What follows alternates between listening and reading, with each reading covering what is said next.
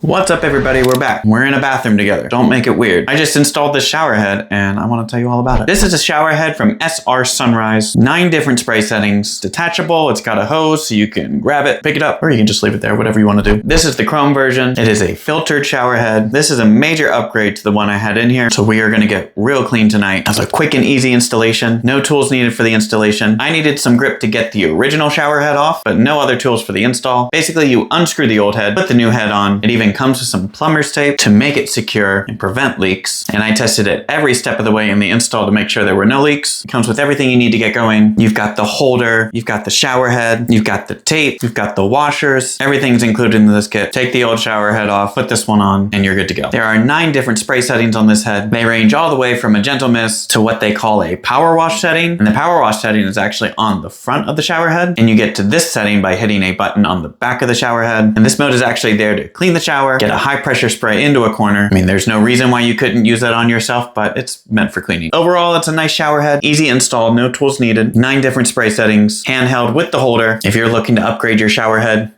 maybe this one is for you.